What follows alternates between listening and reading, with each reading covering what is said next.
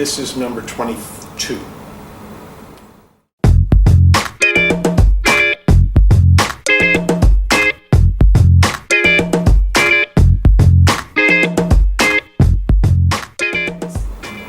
I think the networking with people, seeing people that I've known for years and years from all over the world.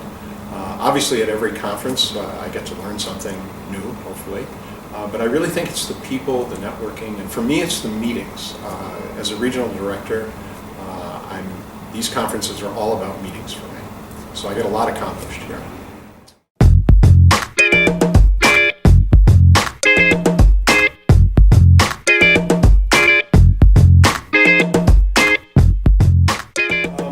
Well, I started coming to these conferences actually when I was a principal. I came to one as a principal, and I felt very challenged because I was with all these heads of school.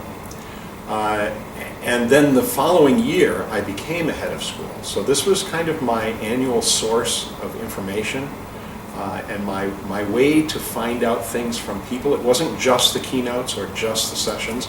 It was the knowledge that was in the room that was so important to me.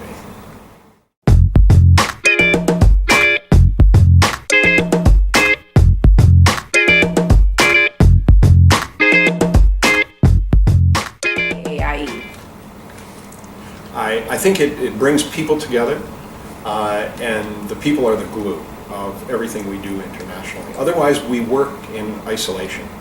We're spread all over the world in individual schools. Some of them are in very far-flung places. And this really is our community, and the community is very important to what we do. Okay.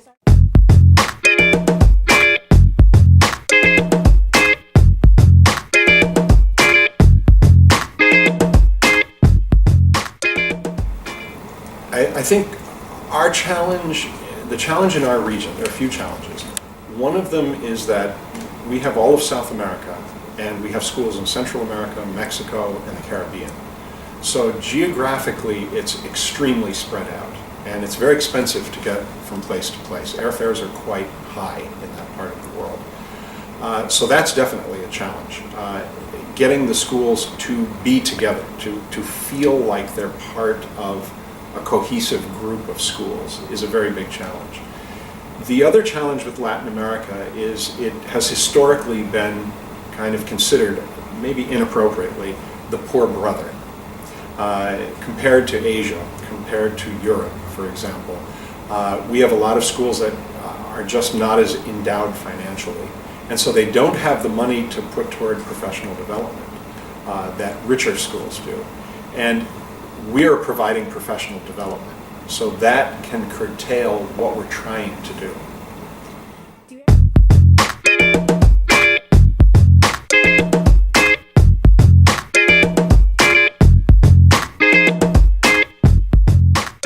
There's great pride in the fact that it is the Association of American Schools in South America. So the other schools have accepted this reality, but they're aware of it.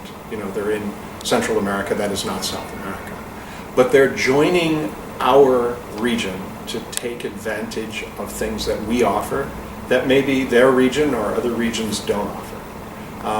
The other word in that title that sometimes can be difficult is the word American. Because a lot of schools worldwide have taken American out of their title and they've substituted international. But we've kept the American. There's a very strong tie between the Latin American region of the world and the United States. Historically, there always has been. We're at each other's doorstep. But it prohibits, often, we have one British school that has joined us now. I'm very proud of them. But other schools, French schools, German schools that are in the region don't join us because of the word American.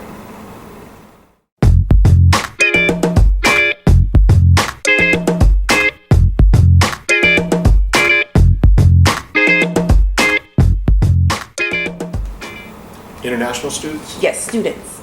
My message would be that they're the luckiest people on earth. I worked for 28 years in international schools overseas, and I think the students are so lucky to be getting the kind of education they're getting with a very international mindset, and the warmth and the care that the faculty and staff in those schools provide. I think they're very, very lucky, and they should treasure that because they're being set up to go on to the next level of university and life, very well positioned to deal with the life that's ahead of them. Can you say?